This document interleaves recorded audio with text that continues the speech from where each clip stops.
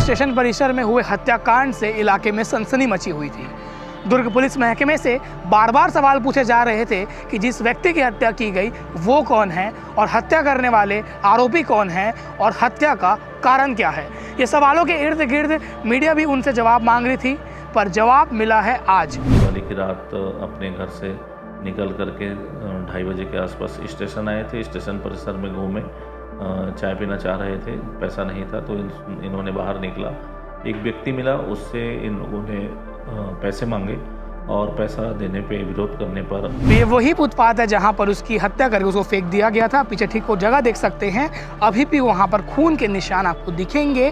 लगातार अपराध बढ़ रहे हैं और अपराध जो हो रहे हैं वो संगठित अपराध के तौर पे नहीं हो रहे हैं। लोग आवेश में आके छोटी मोटी बात पर किसी की जान ले रहे हैं और उस जान की कीमत वो बिल्कुल नहीं समझ रहे हैं। दिवाली की रात दुर्ग स्टेशन परिसर में हुए हत्याकांड से इलाके में सनसनी मची हुई थी। दुर्ग पुलिस महकमे से बार बार सवाल पूछे जा रहे थे कि जिस व्यक्ति की हत्या की गई वो कौन है और हत्या करने वाले आरोपी कौन हैं और हत्या का कारण क्या है। ये सवालों के इर्द गिर्द मीडिया भी उनसे जवाब मांग रही थी, पर जवाब मिला है आज। दुर्ग पुलिस ने इन सब सवालों का जवाब देते हुए ये तो बता दिया है कि आरोपी कौन है और जिसकी हत्या हुई थी उसका कारण क्या है, पर एक सवाल दुर्ग पुलिस के सामने अभी भी बचा हुआ है कि जिसकी हत्या हुई वो व्यक्ति। दुर्ग स्टेशन में मैं मौजूद हूँ। दिवाली की रात यहाँ पर एक हत्याकांड हुआ था जिसकी खबर हमने आपको दिखाई थी और बताया था कि किस प्रकार से जो गेट नंबर 3 आप देख रहे हैं उसके नीचे जो फुटपाथ पे मैं खड़ा हुआ हूँ, इस फुटपाथ पे पूरा खून से सना हुआ उसका खून पड़ा हुआ था और साथ ही उसके कपड़े भी पड़े हुए थे। यानी कि आप समझिए कि इस प्रकार से उस व्यक्ति की हत्या की गई। पहले उसको चाकू से गोद कर मौत के घाट उतारा गया और उसके कपड़े, जो उसका स्वेटर था या उसका जो जीन्स था, उसको भी उतार के फेंक दिया गया। अब इस पूरे हत्याकांड का खुलासा करते हुए दुर्ग पुलिस ने जो चीज़ बताया है, जो खुलासा किया है, बेहद ही चौंकाने वाला है। आप समझिए कि ये पूरा जो मर्डर है सिर्फ चाय के पैसों के इर्द गिर्द घूम रहा है। चाय पीने के पैसों को लेकर विवाद हुआ, जिसके बाद 4 आरोपी जो आसपास के रहने वाले ही हैं और उनमें 2 लोग नाबालिग हैं, यानी कि उनकी उम्र 18 साल से कम है और 2 18 साल के ऊपर हैं। उन लोगों ने चाकू से गोद कर उसकी जान ले ली। पूरा सिलसिला शुरू होता है ये, आप पीछे देख सकते हैं कि माल गोदाउन है मंदिर के बाजू में। वहाँ पे दुर्ग पुलिस की विज्ञप्ति के अनुसार माल के गोदाउन के पास इन 4 युवक जो है दिवाली के दिन शराब पी खा के अपना स्टेशन घूमने आए हुए थे। उन्होंने योजना बनाई कि स्टेशन के अंदर चाय रात को भी मिलता है, चाय पिया जाए। पूरा मामला रात के 2 से 2:30 बजे का है, यानी कि 20-21 की दरमियानी रात। इसके बाद यहाँ पर उनको एक व्यक्ति मिलता है जिसकी तलाश अब तक नहीं हो पाई है। अज्ञात व्यक्ति उनको मिलता है और जब वो उनको देखते हैं तो उनसे वो बोलते हैं तुम जितना पैसा रखे हो वो हमें दे दो। इसके बाद वो जो आरोपी हैं उस व्यक्ति की तलाश करना शुरू करते हैं कि उसके जेब में पैसा है, मोबाइल है या कुछ भी है। जब उसके पास से कुछ नहीं मिलता है और जो व्यक्ति है जिसकी हत्या हुई है, जब वो अपना बीच बचाव करता है, हाथ पैर चलाता है, तो ये चारों जो युवक हैं, 2 नाबालिग और बालिग, आक्रोश में आ जाते हैं और 2 नाबालिगों ने चाकू रखा हुआ था अपने पास, जिसको निकाल कर इन चारों ने उसके ऊपर ताबड़तोड़ हमला किया। चारों ने उसको मौत के घाट उतार दिया और ठीक इसी रैंप में साइड में उसकी बॉडी पड़ी हुई थी और इस साइड जहाँ पे कार खड़ा हुआ है वहाँ पर भी खून का थक्का पड़ा हुआ था। आप उस दिन हमने आपको ग्राउंड रिपोर्ट में दिखाई थी। ये पूरा मामला सामने आ रहा है। जो आरोपी गिरफ्तार हुए हैं उनका मैं नाम बता दूं आपको। पहले आरोपी का नाम है मोहित साहू उर्फ डिवाइन उर्फ दादू।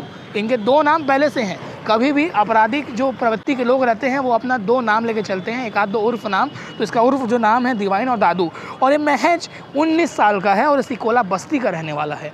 और जो एक और आरोपी है उसका नाम है सावन नेताम, जो 20 साल का है और बॉम्बे आवास उड़ला का रहने वाला है। और जो नाबालिग है, अक्सर जैसे उनका नाम सामने नहीं आता, तस्वीर सामने नहीं आता है, पर वो कांड बड़ा करते हैं, उनका अभी भी कुछ चेहरा सामने नहीं आया। पर उनकी जो गुंडागर्दी थी, आप देखिए कि इस प्रकार से 4 लोगों ने एक व्यक्ति की जान ले ली और यहीं पर उसका जब सुबह दिवाली के अगले दिन सुबह रक्त रंजिश शव पड़ा हुआ था तो इलाके में सनसनी मच गई। ये दुर्ग स्टेशन है, जो जंक्शन है, और यहाँ रात भर चहल पहल रहता है और लोगों का आना जाना चलते रहता है क्योंकि त्यौहार का सीज़न था।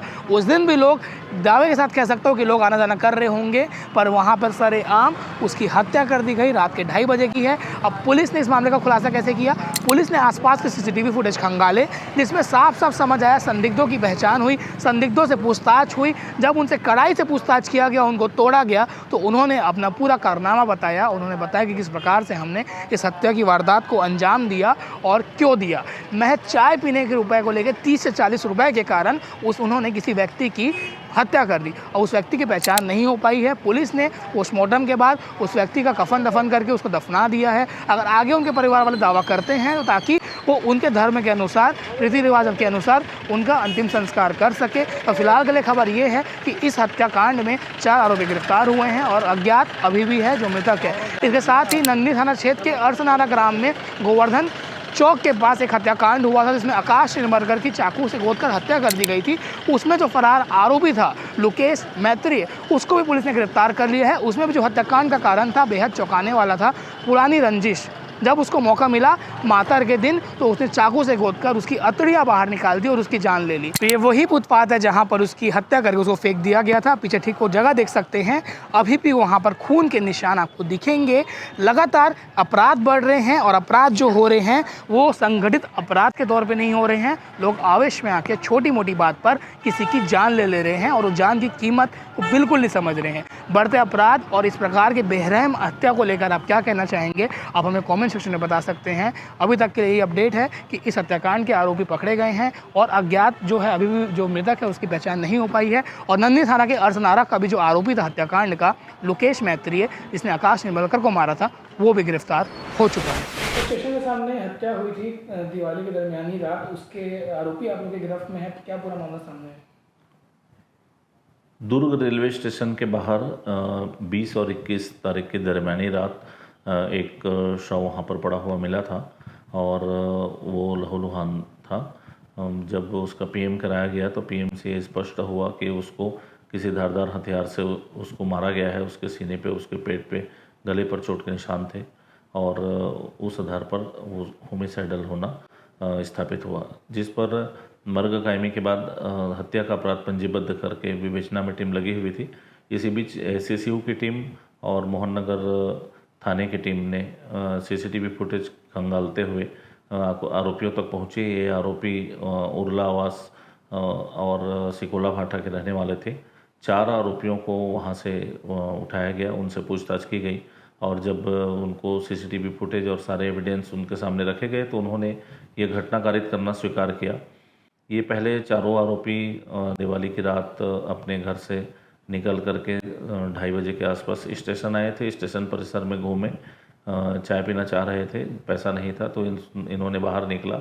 एक व्यक्ति मिला, उससे इन लोगों ने पैसे मांगे और पैसा देने पे विरोध करने पर उसने चारों ने 2 जो अपचारी बालक हैं उनके पास चाकू रखा हुआ था, जिससे उन लोगों ने उसकी हत्या कर दी।